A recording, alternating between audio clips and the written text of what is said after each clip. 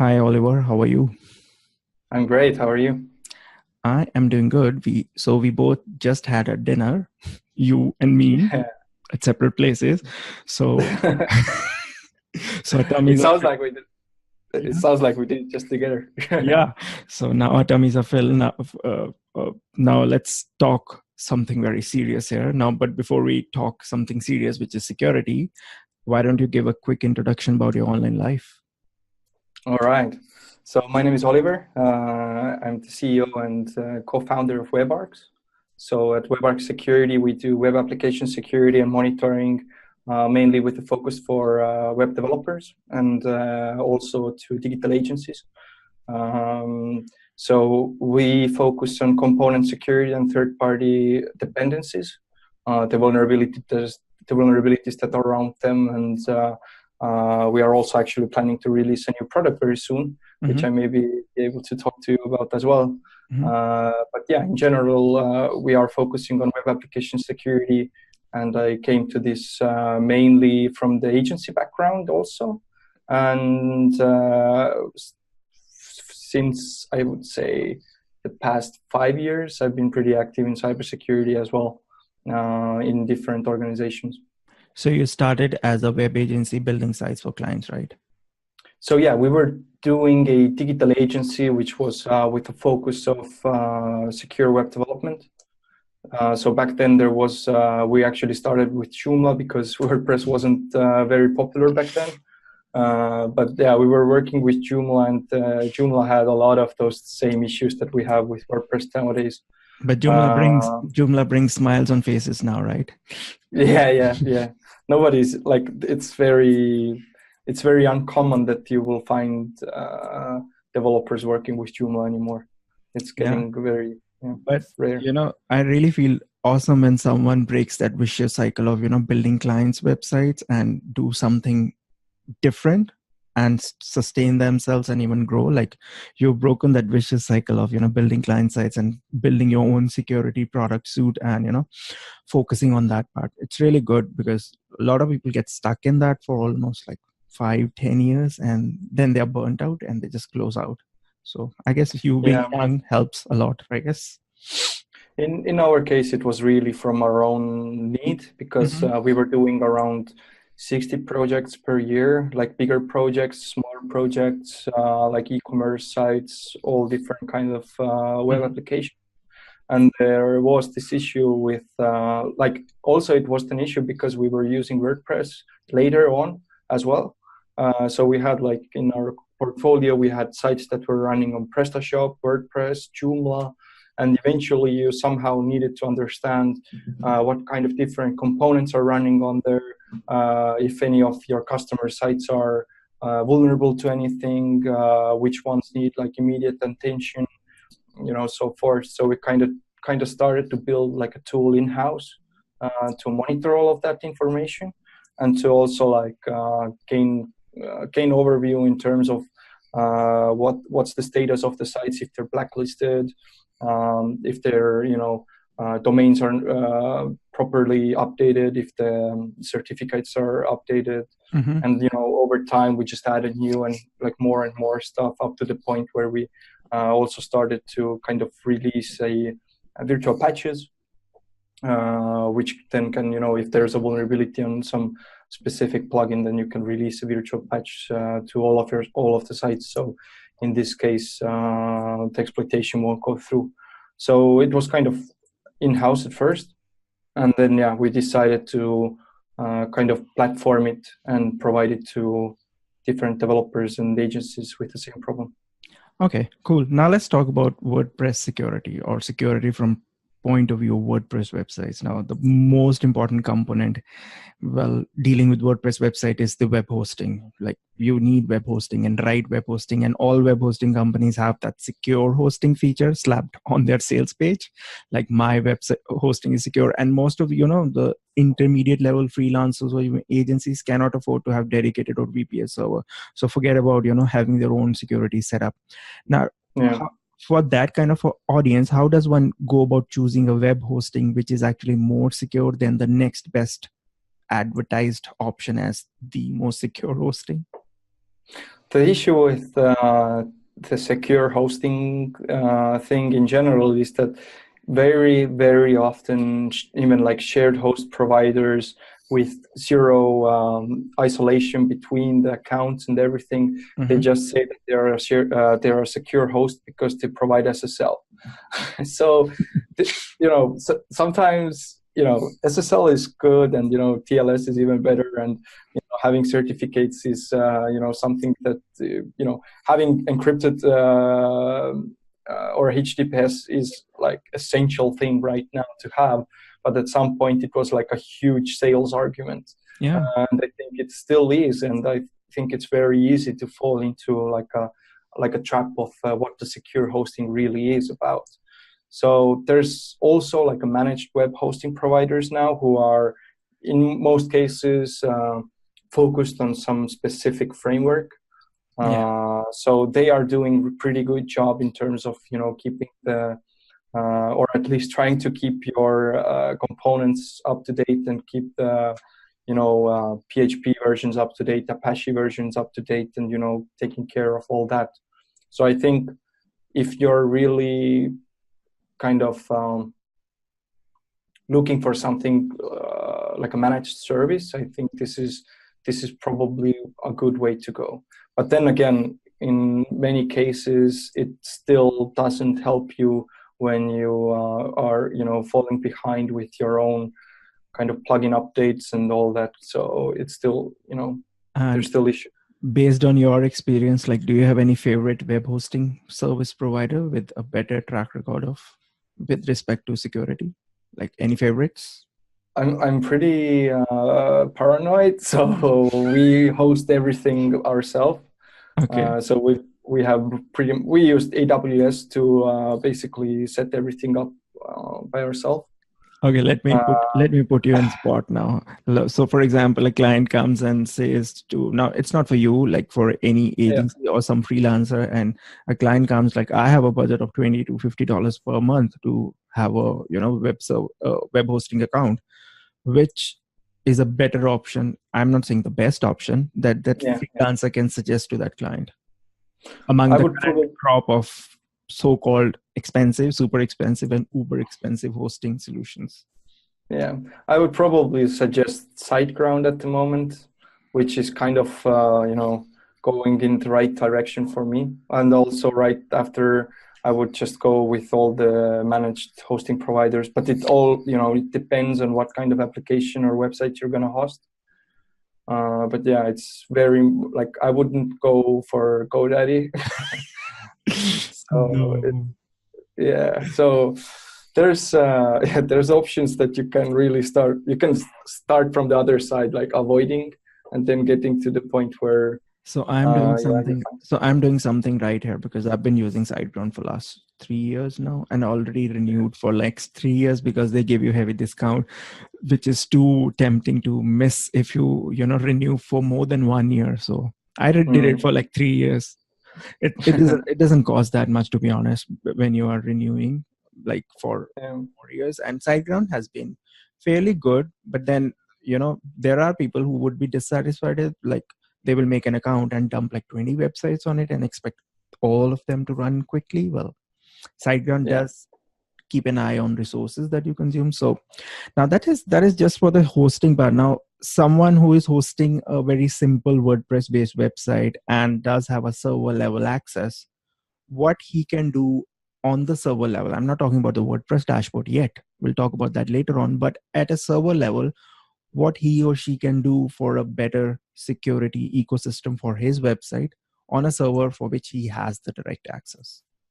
Well, file permissions, obviously one of the main things that you should really look into. All different kind of directory listings should be disabled.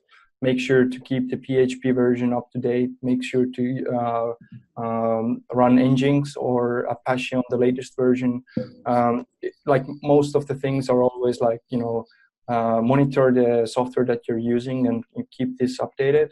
And the other thing, of course, is to look what you can do from the certificates point of view.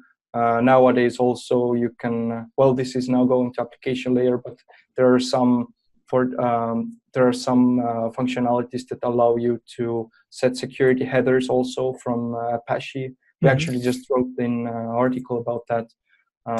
So you can, for example, force HTTPS on every cases, different options like that. So I think this is something you should really look into.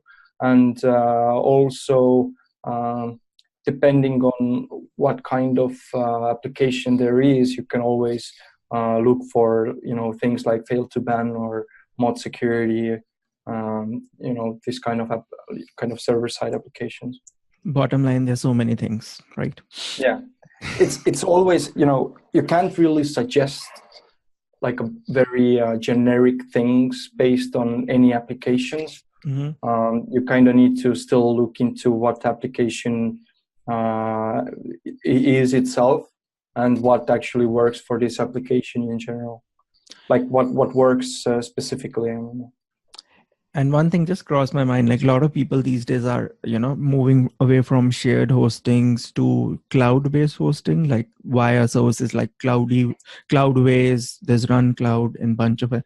Are these environment more secure compared to like something like shared hosting on a site ground? Like a cPanel, which you would have in like even some shared hosts actually have cPanel. So in this case, it would be something that is sitting on top of the server infrastructure itself and would help us to basically configure the server. So in this case, I think Cloudways and Run Cloud as well, they're pretty good. And in general, I think you still kind of need to understand what you're doing there in terms of also, all these permissions, versions and everything. So it still comes, I think it's a more technical thing to use. I think if you feel that you are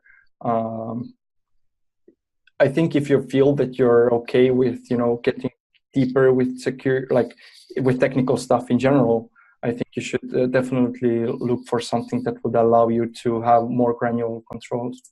And just for your taking your example, like, do you prefer to access AWS via something like Cloudyways, or you want to do it directly? We do it directly, yeah.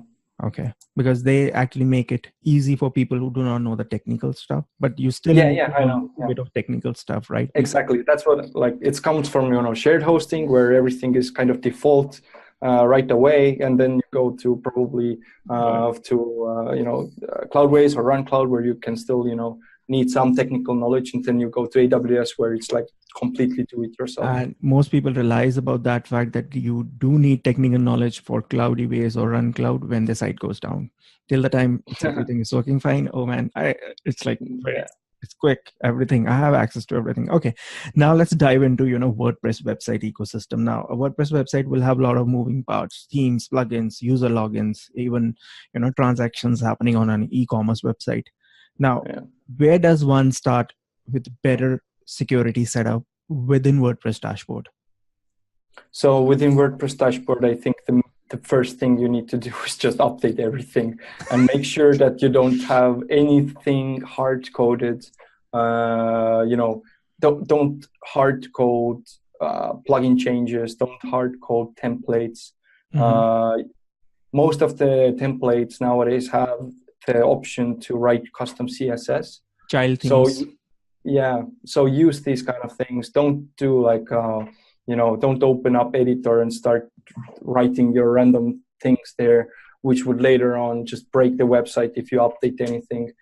I think this is the main reason why so many people are, and also developers are kind of, avoiding updating everything and automatically. I mean, like WordPress wouldn't have so many security problems if, people would just make sure that everything works, test everything properly, and just go with automated updates. I mean, so much issues would have been solved. The other thing is that keep the plugin, the number of plugins as low as possible.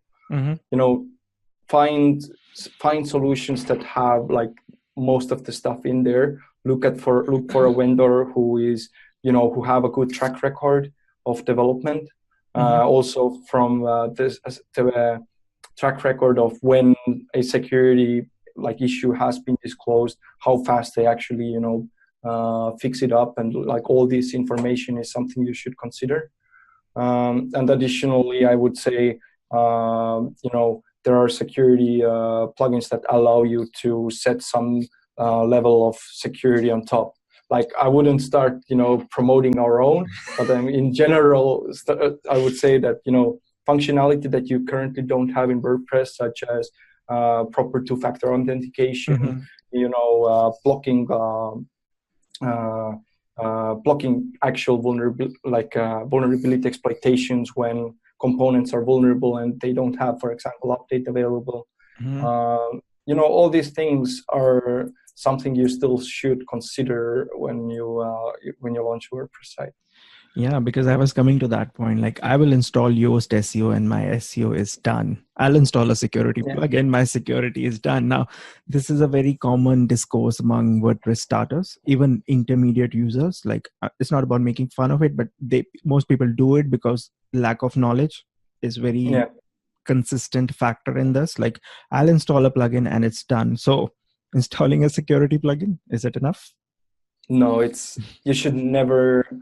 Like this is probably the biggest issue in the WordPress community when it comes to security, is that people think that there is a single like silver bullet that you can install and then poof, your security issues are managed forever. Nothing is ever going to happen to you anymore because I have security installed on my WordPress installation.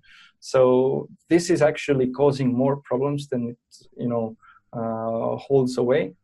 Mainly because you as a developer or you as a website owner think that because you have this security plugin installed, this means that now you don't have to think about it anymore, which on the other hand basically pulls down your cyber hygiene in general. You don't think about keeping software updated all the time. You don't actually dig into the issues of what kind of updates the plugins have had, which you have installed, or having, you don't look ever at the changelog and see if, okay, there was a security fix, for example. In general, I think this is not the very good suggestion or anything to think about when it's just, plug and play security. I think you should still be, it's good to kind of have a routine for at least once a week when you work with your websites to kind of look at the plugins that are installed, Google about them, look at the vendors, update everything every week. All these things are kind of what you should do still, even if you have like a kind of first line defense in place when something goes down and you didn't notice it right away. And based on your historical data and your experience of being in the security ecosystem for quite some time, is it like WordPress plugins or WordPress themes? Who is the main source of malicious code spread? What I have noticed a lot is that WordPress plugins in general are the main things that are being exploited. But the WordPress themes are the most popular ones that are being installed by the developers by themselves, which are nulled. So they have like they are like pirated software kind of. So they have malware already injected in them, and developers download them for free because they want to save money, but they don't realize this already includes malware. And there's another aspect, like I've noticed, like it's not a sweeping statement of everyone who is selling free or who is providing free WordPress themes, but there has been a lot of observations regarding like a person is providing a free WordPress theme, but there's a hidden injected code somewhere, which is actually spoiling your website, and that person is making money from that actual malicious spread of code. And that is where most people say, oh, WordPress is free, so WordPress theme should also be free, right? Well, it's someone wrote the code, so it's got to pay, right? Yeah. Okay, now there seems to be a lot of security things happening with regard to popular plugins. Like recently it happened with social warfare plugin, right? Yeah. Now, is it like people are sharing this hack type of information more proactively these days, or things have really become bad in terms of more malicious code attempts? Like what is causing this more spread of information? Like people are becoming more proactively and sharing, hey, my plugin got hacked, please be careful, or it's just like they've been getting stamped so quickly now? Yeah, well, the main thing actually eventually is that it didn't get so much attention at first. Mm-hmm. Right nowadays, it gets a lot of attention because not just like some small websites are built on WordPress, Yeah. and the plugins that are used are, it's probably one of the biggest attack surface on web applications nowadays, because the plugins can be installed on hundreds of thousands of websites, which is like a perfect source for hackers to create botnets, and it's relatively easy as well. And you don't even So need login for that. yes, so you don't need anything for that. Yeah. So like last week, we had this USO related post when we also had the yellow pencil vulnerability. Yep. It's all the same thing. So, I think with USO, it was, and actually both of them were, I think, disabled on the WordPress library eventually.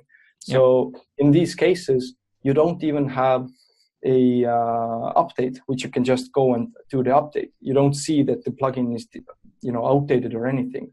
And WordPress core itself also doesn't have any notification for the user that this plugin is vulnerable, and you should kind of delete it or something like that. I think this kind of feature should be something that WordPress should have in the upcoming days. Instead of taking that plugin off the WordPress repository, why just don't roll back to the previous good version and let user update or downgrade to that version for time being?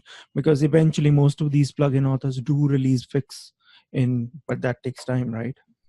Yeah, it takes time, and that's why like the security services are still very much needed. And by the time they release the fix, their reputation is already tanked, right? Yeah, well, that's for sure. It's gone.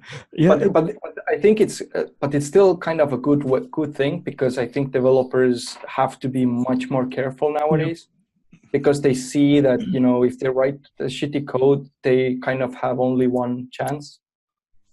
Yeah. So there's not so many, but then again, there's been also WordPress core who have had vulnerabilities, and eventually people shouldn't really show fingers, but instead kind of collectively understand where's the issues and try to kind of get better all together as a community.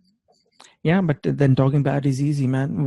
Like what happened to yours? Like they did one feature goof up, which did result in search engine ranking drop for few websites, and their reputation got tanked. And who got benefited from their competitors, right? So there's always someone who will benefit from it. So, and that person will also be from WordPress ecosystem. So, okay, so this is about the general WordPress site. So what about a WordPress site with WooCommerce or any other e-commerce setup, be it EDD or WooCommerce? Like, do you need any extra security tightening for those kind of websites? I think it mainly falls still down into the same things. Of course, make sure to not store any of the payment details on the site itself. Well, this is you should use some third-party processor, like Stripe. Exactly. So make sure to do that. Other than that, it's basically the same things. Make sure to allow two-factor authentication options also for the users. Make sure that your hosting is proper. Make sure that your application is up to date. Make sure you don't use a lot of different plugins. Make sure that everything is updated. So it really comes to the same things. Okay, now let's talk more technical about security. Now, brute force attacks, DDoS attacks. Now, these are very common words that can scare most freelancers and agency owners. Why? Because they don't understand these things. They understand what this word means for their websites and security, but they don't have that expertise to understand this. So how would you explain these two terms to people who know these words but don't know the meaning of these words? I think I wouldn't like brute force attacks is something that is very, very actively triggered against or like used against WordPress sites. Mm-hmm. What it basically is, it uses WordPress XML RPC Mm-hmm. and just regular WP admin login to basically try to guess your password. Many developers and many users always remain with the default admin username, Mm-hmm. which is something you should definitely not do. The other thing is that the passwords that you use coming to a very big importance right here. So for these people who are currently using some, let's say, some password that they just keep in mind, just try to remember, I would just say that download a password management software like KeePass or Dashlane or LastPass. Let the computer create a strong password that is actually, something that other computer cannot guess in an easy way, which nowadays is very, very easily done with computing power. So use password management, disable XML RPC if possible, Mm-hmm. and don't use default admin username. There is also options to kind of hide the admin location. Change the URL. So basically you can change the URL. I think we also have this option on our plugin, but this is only working when the XML RPC is already turned off. Yeah, talking about passwords, it doesn't matter. I'll still have my cat or dog's name as password. Who cares, right? Yeah, so passwords are still very, very common, attack vectors. So brute forcing is something you should always have in your mind when you're working with users. And also the thing that some of the plugins that have vulnerabilities have, for example, vulnerabilities that are allowing to kind of escalate the privilege. Mm-hmm. So in this case, make sure to, if you really don't need new use, like if you just have a website and you're the only admin, mm-hmm. and you don't need like an open registration on the website, make sure to turn off the registration as well. Mm-hmm. Because this can, if you don't need it, just turn it off. This will be brute force as well. Yeah, and the other important thing is website logs. Now, most people do not know how to read logs to identify security threats. Now, this is a very common thing. Most people don't even bother to go to the log section of your website. Now, would you recommend them hiring a professional or use some service that makes logs reading more easy for them? So what we do is that we don't really, for example, for WordPress users, we have a thing called activity logs. Mm-hmm. So this basically is giving you a full information about who logged in, who changed any post, uploaded any attachment from which IP and what time exactly. And you will have like the full log of what has been done on the website while the user was authenticated. This also includes commenting, all this kind of information. We have had these incidents where a user came to us and said, hey, I'm using WebArts, but my website was hacked. And we were just digging into the activity logs, and we just realized that one of his interns were just accidentally deleting like 500 attachments, which resulted like a lot of, basically the site was just broken, the images didn't load, and everything was kind of misplaced. So these kind of logs are definitely easier to read than you will see from like Apache access logs, for example. So in this case, it is good if you're not technical to look at to have like this kind of activity logs kind of translated to you. But the other thing is that you should at least sometime look at the activity log, like the actual Apache access logs, for example. Just grab like it's more technical, and some people would definitely not feel very comfortable with it. But it's sometimes good to use like some grep, like a Linux command to kind of search through the latest logs, and always keep the logs for as long as possible. But this is also something that you should consider depending on the hosting provider, because if you have a lot of traffic, you produce a lot of logs, and if the host can't handle it, your site is going to get slow. Yeah, because that was my next question. Like, once the server is set up, the website is set up, how important is the monitoring part? Because most of the time it's none. Like, most of people don't care about it. Like, they log in, they add the new content, they will hit the random update button here and there, but that's about it. Like, security monitoring is very important, because again, your plugin makes it easy to at least see the basic information, like who logged in, who changed and when. Because reading logs and expecting a normal person or an average person with little bit of know-how would be like expecting too much, because logs are very technical, to be honest, to read them. Even I don't find comfortable reading them too. Yeah, it's true. I mean, monitoring in general also is very important. So uptime monitoring, at least at least some granularity of uptime monitoring is already good enough. You also need to look into blacklists, all different information that is out there about your website when it comes to security. It's sometimes also good to do like defacement monitoring to see if you have like some content misplaced on the website itself, to monitor if your domain is expiring, if your SSL certificates are expiring. All these things can basically show or like get your website look out of place if this happens. For example, with domain expiration, it can even be very worse. Like we just had last week a situation here in Estonia where a local I think it was a local government website, they stopped using the domain, and a week later the domain was just bought by another company somewhere else, and they were running some nasty stuff there, like selling some different kind of funny services. So, and you can't do anything about it, someone else bought the domain, they can do whatever they want. So in this case, monitoring all these kind of things is becoming very, very important. Yeah, by this approved by government, right?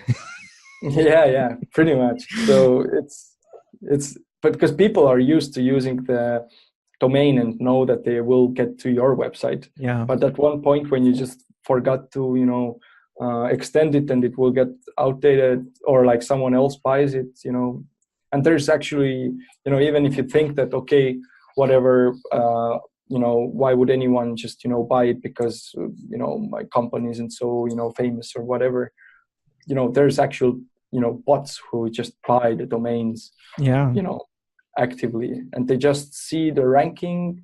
If the site has X amount of traffic, they'll just buy it because it's cheap.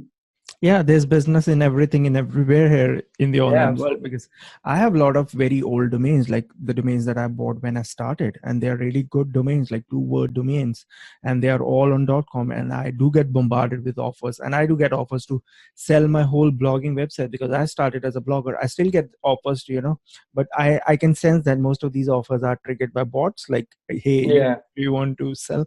I have no interest in selling my site, because I did it for fun, and I don't intend to make money from those. Those are like my nostalgic vintage collection stuff, like my legacy on the internet. Anyways, now let's talk about WebArks. How is your product helping or would help a WordPress user to have a better security of their WordPress website? Like you've told about the login information, the user activity information. What else besides that? So we help hardening the website itself. What by that I mean, starting from disabling directory listing, enabling you to set two-factor authentication on any accounts, so the users who sign up, then we can later set up two-factor authentication on with let's say Google Authenticator or Authy or different apps. You can also set other hardening features such as reCAPTCHA on all your, and you can even choose which reCAPTCHA you want to use. who doesn't know reCAPTCHA is basically something that will have like a Turing test if the visitor is a human or not. There's two options: invisible reCAPTCHA, which doesn't need any interaction from the visitor, and there's a reCAPTCHA version 2, which is basically you have to click like I'm not a robot button or something like that. So these are like hardening features, also change the login WordPress admin panel location and all that. And then additionally, there's external monitoring, basically. By external monitoring, we check if any of the plugins that are used on your website are known to have a vulnerability. So you can basically set the email and Slack notifications and everything when you have a vulnerability, when the site goes down, basically when you have any PHP errors on your website, when you have domain expiring, SSL expiring. There's a lot of different things that we monitor, even like HTTP security headers. And additional to that, we have a web application security web application firewall, which is running on the endpoint, so inside of the website, and it's being managed directly by us. So basically, virtual patches and everything will be sent automatically to the website if a vulnerable plugin is detected. So. And your product is mostly targeted for agency owners or also for individual website owners? So we have individual website owners as well, but mainly it's targeted for developers and agencies who use the platform more often and kind of monitor all their customer portfolio inside. So in this case, they have like the complete overview of the security of all the websites that they have developed, and they over time add new websites in there so they can see and understand where they should put their attention to. So, and additionally on the firewall, you can write your own firewall rules. So for example, you can easily create your own firewall rule for some specific user agent, for example. So let's say, I don't know, for some reason you don't want like Internet Explorer 7 users to be accessed on your website. So you can basically choose whatever you want to do with the user who has this user agent. So you can just, say, you can like block the access or just say redirect them to some other site where you say that, hey, you're using like an outdated browser, try this instead. And, and you can also like block all the curl accesses to the website and like Python scripts. And, you can really go very in depth as a developer if you use the product. So yeah, we're trying to have like as advanced kind of granularity on the web application firewall when it comes to the CMS sites in general. So it runs actually not only on WordPress, but also every PHP application. Now, one big criticism that I've heard about your competitor products, which I'm not going to name, that it slows down your WordPress website or it requires more resources when you have that XYZ plugin installed for security purpose on your WordPress website. How is your plugin handling in terms of resource requirement and not so, intensive on, resources for the server? It definitely, since it runs inside of the website, depending on the hosting environment, it definitely, and also depending on the traffic, it definitely can affect the speed of the website. But as far as we have tested it, also like very heavy traffic websites, it's below like 0.10 like milliseconds, I think. So because it runs directly before the PHP is being executed, it doesn't really, run through the way it works is actually in a way that the PHP behind, like let's say WordPress application, isn't being even executed before it hits WebArcs on your server, let's say. So yeah, we haven't had any issues on our customer sites when it comes to speed or when it comes to performance. but we are aware that, you know, whenever you use like it does need more resources inside of the server. Mm-hmm. So you know, it's regular that you know, some sort of like, I would say, like performance gap can be found. But yeah, it's really depending on the site and everything.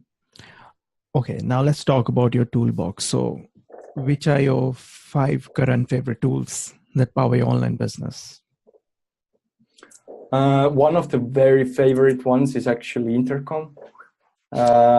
This is not related to security or anything, but Intercom in general is very, very well made product. I'm always saying I really like them. The cute pop-up. Yeah, well, what is good about this is actually the way how you can handle the whole customer communication. Mm-hmm. You can basically understand what kind of questions are being asked most frequently.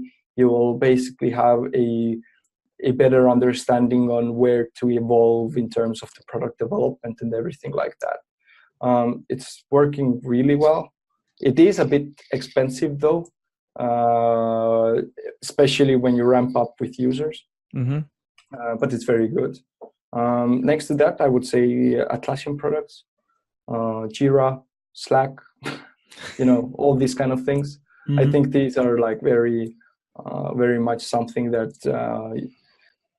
you know, any digital agency would probably need to use as well, like Jit and, you know, Bitbucket and all the solutions like that, like Jira. And from the security perspective, I think it's always, you know, about the task you need to get done, from scanning the websites to kind of understanding for the different vulnerabilities in the code and everything. You can find a lot of good things from OWASP set of tools. Mm-hmm. So OWASP really has a huge community.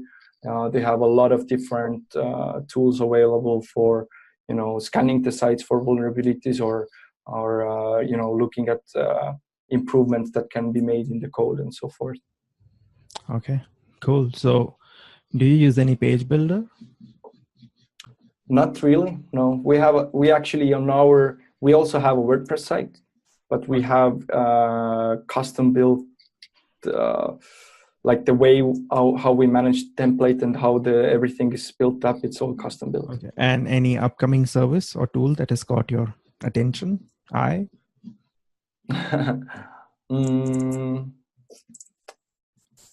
Right now, I don't think so. I'm very interested in Stadia, how it's going to evolve. If you know, like Google is releasing this cloud gaming platform. Yep. It's not like I'm not a really big gamer or anything, but I'm really interested in how they're technically going to solve this. How they're going to stomp on PlayStation and all those big guys. I'm very interested how they're going to you know, tackle the issue with late input lag and, you know, and resources, because big games do require a lot of resources and bandwidth. It won't be that easy. So it was amazing talking to you. So before we wrap this episode, where can people find you? People can find us at webarchsecurity.com. They can write directly to the chat box and say, hey, I want to talk to Oliver, for example. Powered by Intercom. Powered by Intercom. So this is, you know, working really well. And yeah, you can find me on Twitter. Awesome. I hope you also enjoyed it, and I'm sure people who listened or who will listen to this episode will find more insights into security. It's not just about installing security plugin. There's much more than that. So absolutely. Thank you for all. Go ahead. Yeah. So always, you know, keep in mind that security is a process, not the product, and never can be a product. So yeah, this is something that I would always kind of, you know, ask people to keep in mind, that security is always a process. Cool. Oliver, thank you so much for the information that you've shared. Have a good day. And you too.